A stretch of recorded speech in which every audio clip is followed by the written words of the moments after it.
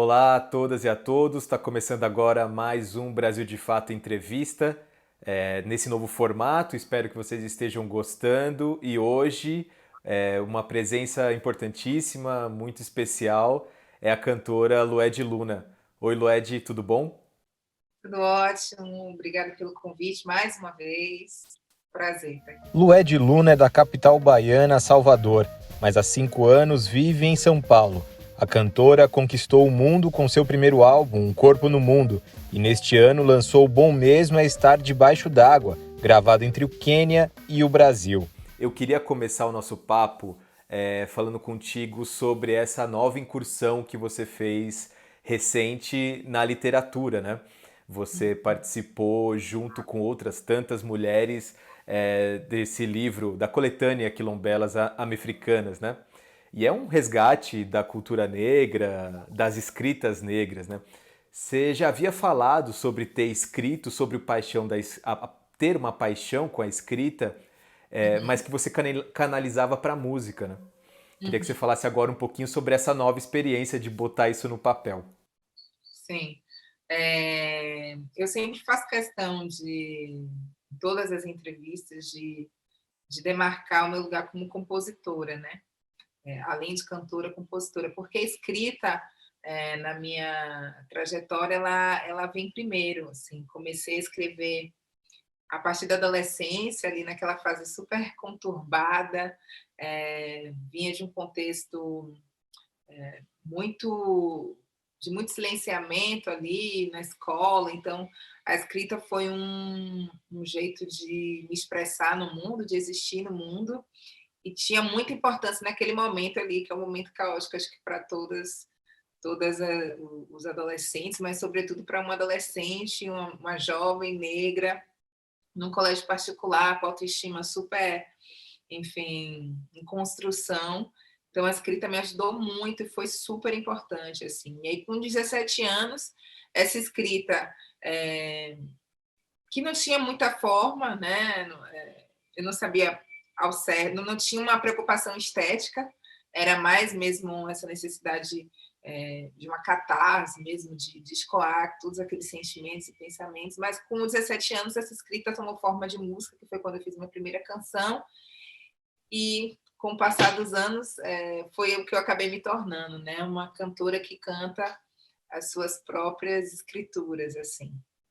Então, quando eu recebi esse convite da Mel Adum, que é, além de escritora, pesquisadora no campo da literatura negra, e uma das editoras também do Oguns, né? Oguns Toques, editora Oguns Toques, ela me fez esse convite, né, para participar dessa coletânea que reúne mulheres negras, enfim, da diáspora e de África também. E eu fiquei assim bastante contente de poder retornar para esse lugar, né, de rememorar essa minha primeira experiência com a literatura e com a arte, que foi escrever a minha adolescência inteira. E uma coisa bem interessante que ela pontuou é isso, assim, ela falou que a minha escrita não é uma escrita madura. Eu acho que vem muito dessa experiência desde muito nova ali, né, pré-adolescente, adolescente, escrevendo tanto. Então foi muito muito gratificante para mim fazer parte dessa coletânea. E aí as pessoas começaram a ver essa outra nuance, assim, que parece novo, parece uma coisa nova, porque, né, nunca participei de coletânea alguma, nunca lancei livro algum, mas é muito antigo e muito meu, assim, essa relação com a escrita. Você falou sobre essa tua participação em 2017 no Brasil de Fato, né, nessa entrevista que é muito legal, muito bacana.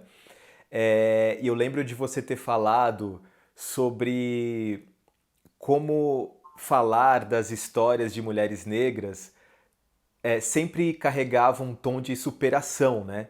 De como isso era importante, assim, de passar.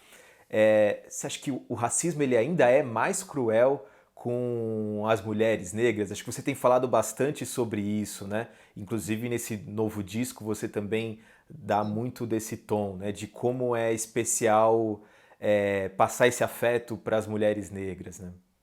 Sim.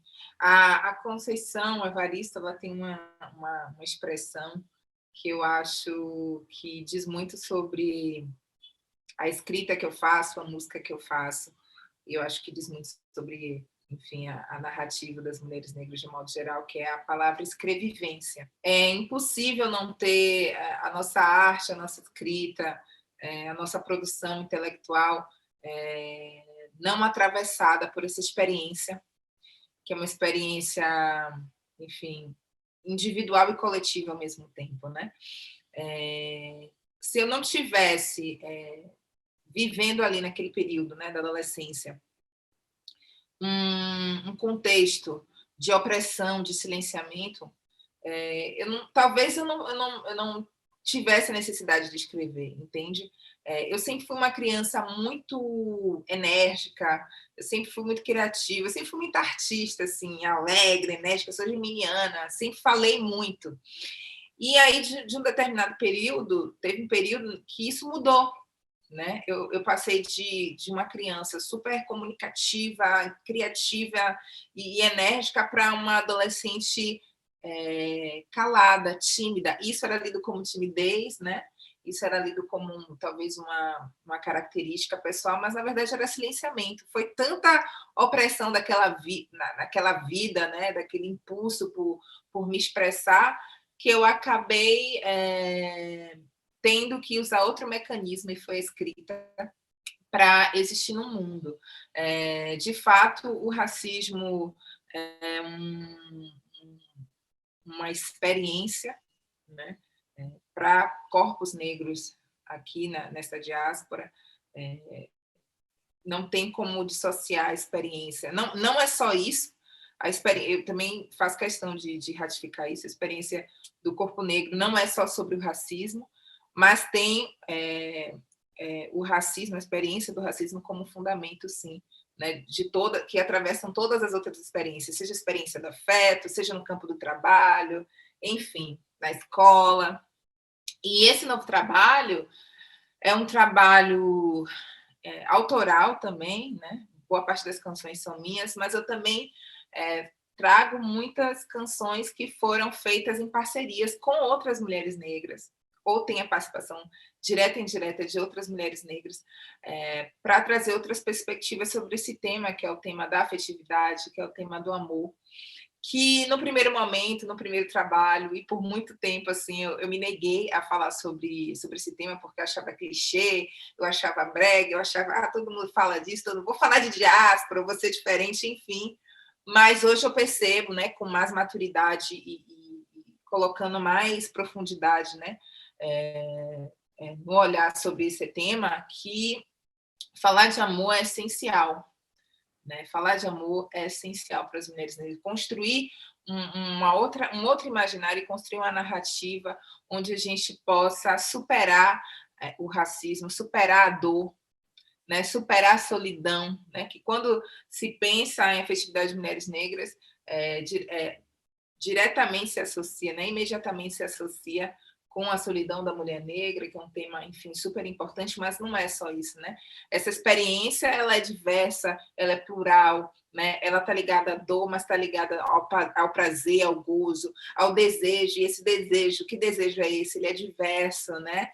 Então, eu trouxe Cidinha da Silva, trouxe Marisol Moabá, trouxe Dejanira Rainha Santos Melo, trouxe Tatiana Nascimento, trouxe Nina Simone, de certo modo, a própria Conceição Evaristo, para mergulhar junto comigo, né, nesse novo álbum, Bom Mesmo Estar Debaixo d'Água, que veio num momento assim muito importante, onde eu já aceitei assim que o amor era uma demanda, né? Porque quando você tem muito essa lógica de quando você não se sente digna de ser amada, né? Quando você incorpora essa lógica de que mulheres negras não são amadas, você acaba estabelecendo uma relação muito de negação desse amor, né? Então, eu vou negar o amor, vou negar experienciar o amor, eu vou negar escrever de amor também, cantar o amor, falar de amor. Eu ressignifiquei isso, e esse disco é muito retrato desse momento, né?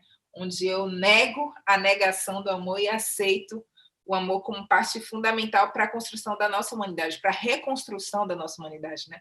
Porque a primeira coisa que o racismo nos fez foi destituir essa humanidade. E não se ama coisa, né? Não se ama bicho, não se ama, né? Enfim. Então, falar de amor, escrever sobre amor e cantar o amor é um modo também de dizer que nós somos humanas. Revolucionário, né? É revolucionário demais. É, eu queria continuar falando sobre teu álbum novo e, e acho que você tem um talento estrondoso, Lued, e não é à toa que você, com 2 discos, já se consolidou como uma das artistas mais importantes do país, né? Nesse disco novo, eu enxergo ainda mais africanidade, né? Você gravou uma parte dele no Quênia, e teve uma vivência no continente africano. Queria saber como é que isso te influenciou nessa produção. A outra parte do disco é feita no Brasil, né? Mas tem uma parte feita no continente africano. Então, a África sempre foi uma busca, né? Desde Um Corpo no Mundo, eu estou atrás dessa África. Um Corpo no Mundo é justamente sobre isso, né? Me questionando qual daquelas Áfricas eu pertencia, né? Eu poderia chamar de minha.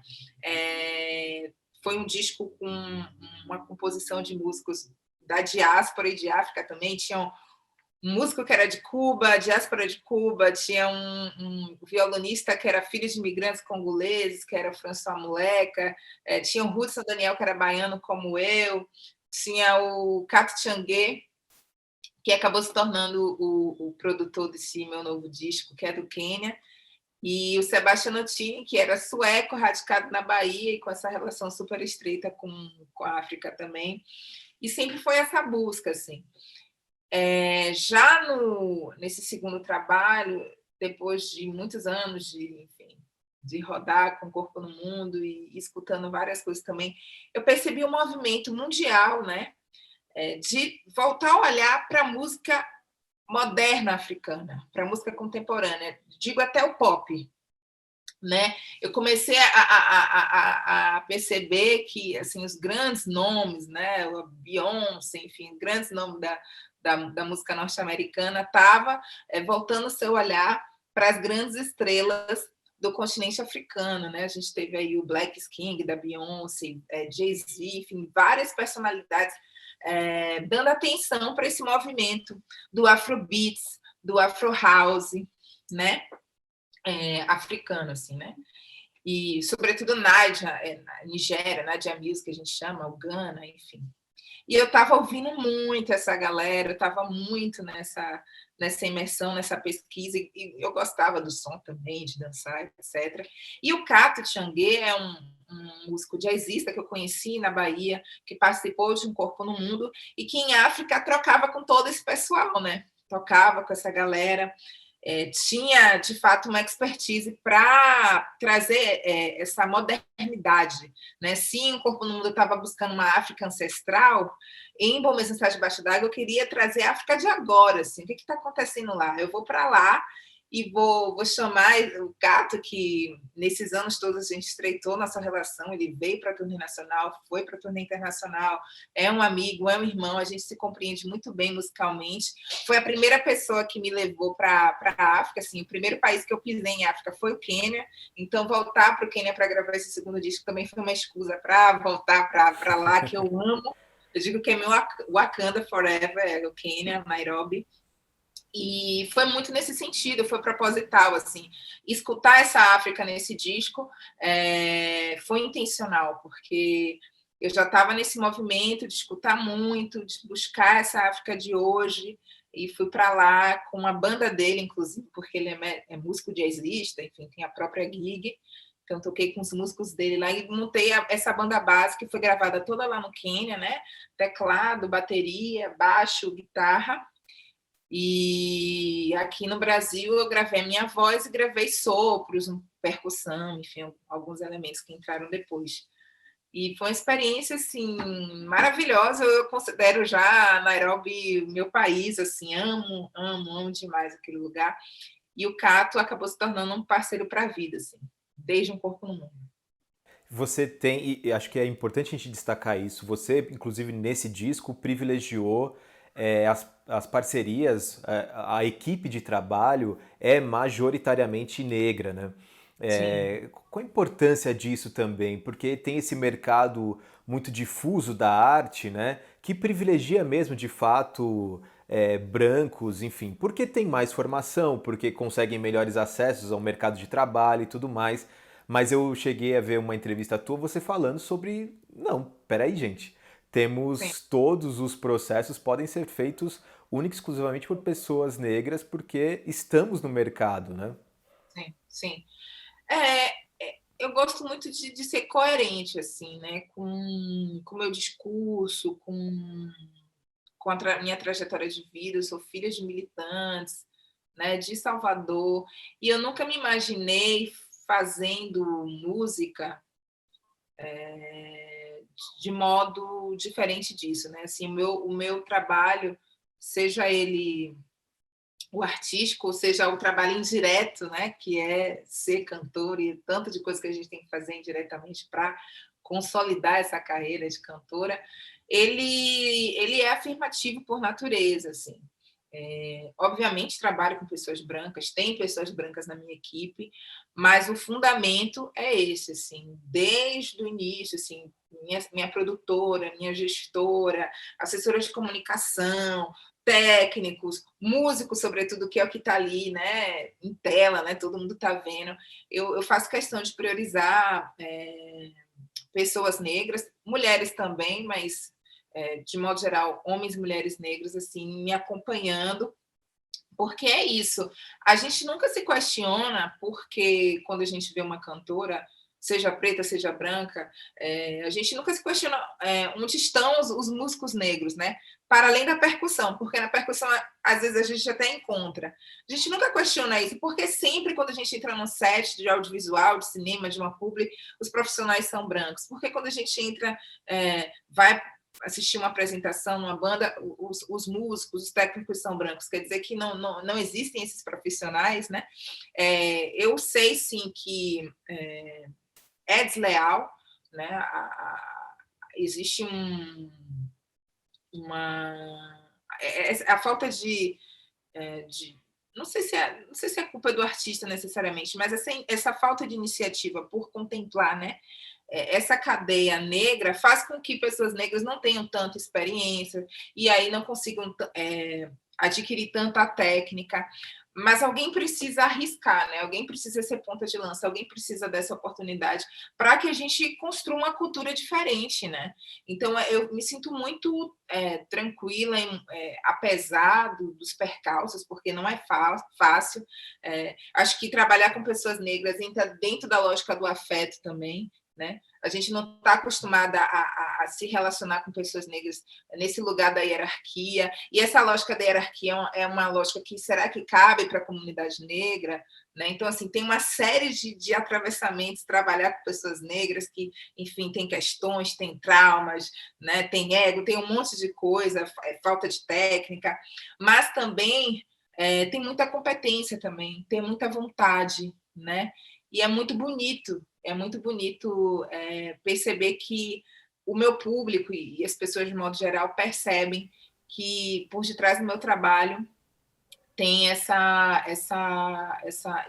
viés político, né, de abarcar o meu povo, né? E Se o pessoas que trabalho e pessoas que você diz se apropriam também do teu trabalho pela importância e significância que ele tem para elas.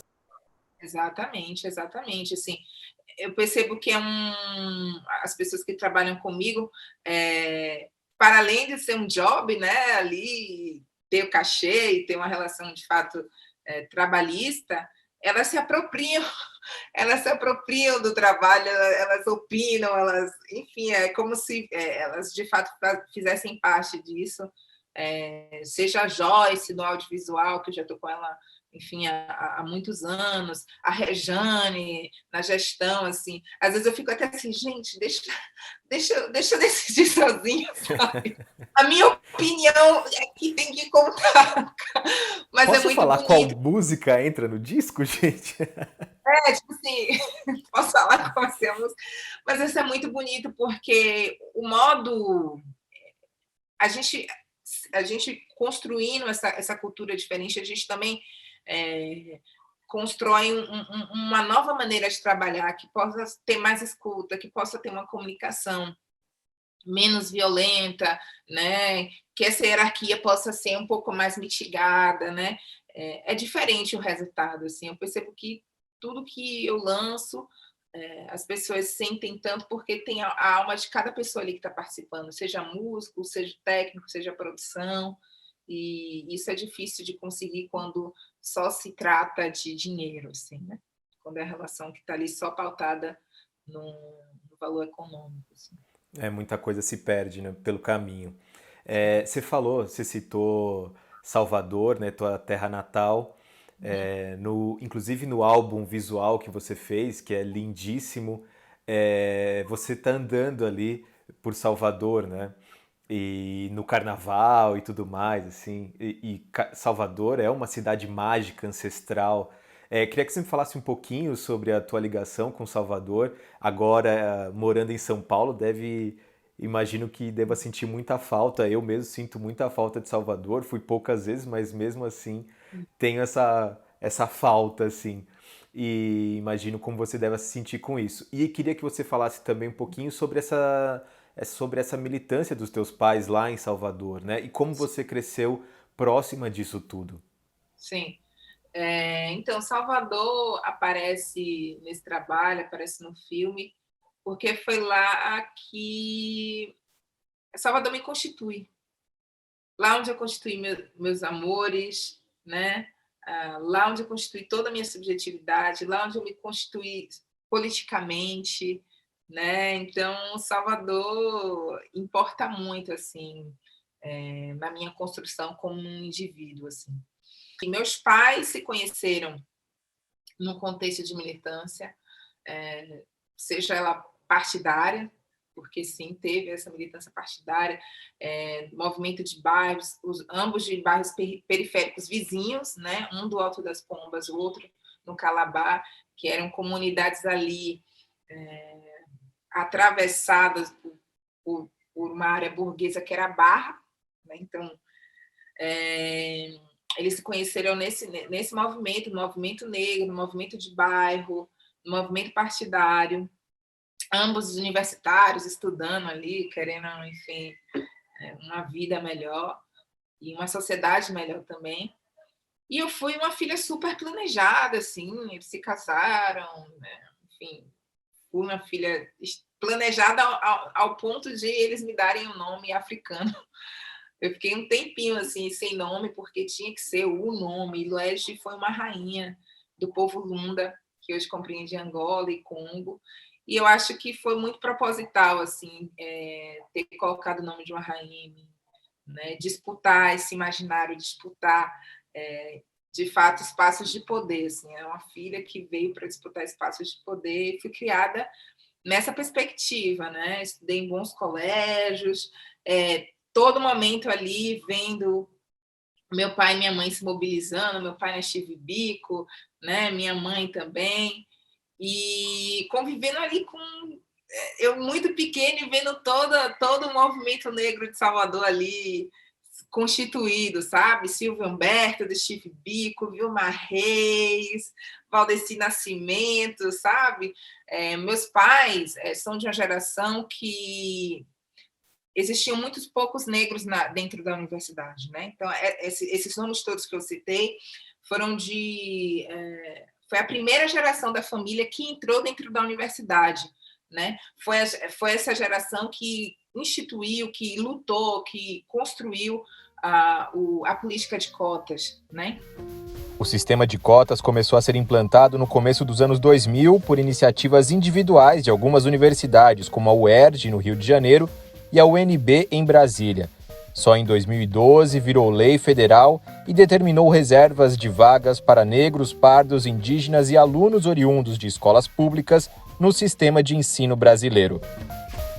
Eu vi tudo isso acontecer, assim, muito pequena, o Ileaê, enfim, tudo aquilo acontecendo naquela cidade, e vivendo a minha vida de criança, de adolescente, obviamente, né, mas sempre com uma consciência muito já consolidada, assim, desde muito nova.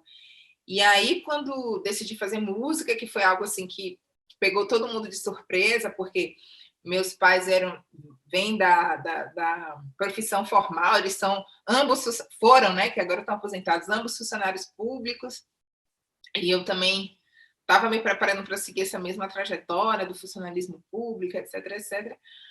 Me peguei artista, né, e hoje eu percebo que é isso, assim, que pé de manga é só dar manga, entendeu? Eu não posso fugir de uma história que é muito, que me formou muito, assim, que é muito constitutiva e importante, e que bom, que sorte que eu tive. Quando eu vim para São Paulo, eu me deparei com muitas pessoas negras que ainda não se sabiam negras, né? Hoje, muitas pessoas negras que só foram descobrir que eram negras já com 20 e poucos anos, com a minha idade, assim, já mais velho. E eu tive a chance de vir de uma cidade onde ser negro estava dado praticamente. Eu tenho a sorte de vir de uma família que tinha uma consciência negra muito grande, assim, e me educou para ser, enfim, uma arma de guerra praticamente, assim. E tem os prós e os contras, assim, de você ser uma criança com tanta consciência. Você perde um pouco a inocência, né? A ludicidade, porque meu pai era muito categórico comigo, assim. Eu assistia Xuxa porque todo mundo assistia Xuxa. Só que aí meu pai me fazia refletir porque não tinha nenhuma paquita negra, entendeu? Nada era Tão simples infantil, assim, né? nada era simples, mas eu agradeço, assim, porque eu já cresci velha, né? Já cresci com esse olhar crítico para o mundo, assim. Então, no final das contas, agradeço muito por ter nascido nessa família, nessa cidade. Eu sou uma cantora negra, né? Eu fico pensando qual era o sonho da minha avó, né? Qual era o sonho dos meus pais, assim? Meus pais, eles são de uma geração que fizeram o que tinha de ser feito, né? Que era estudar e conseguir um emprego, se fosse público, melhor ainda, né? E trabalhar e cuidar dos filhos e fazer a militância. Eu sou de uma geração que eu faço o que eu quero.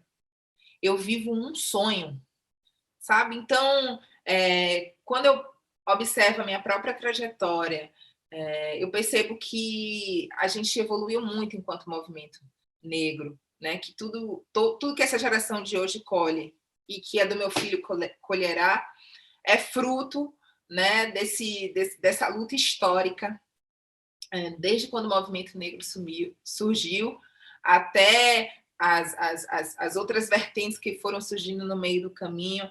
E sim, temos que credibilizar a internet, sim, a militância de internet, sim, que é tão importante quanto a militância de rua, que pressiona tanto quanto a militância de rua e que abre caminhos e abre portas e abre diálogos tanto quanto a militância da rua. Então eu vejo tudo isso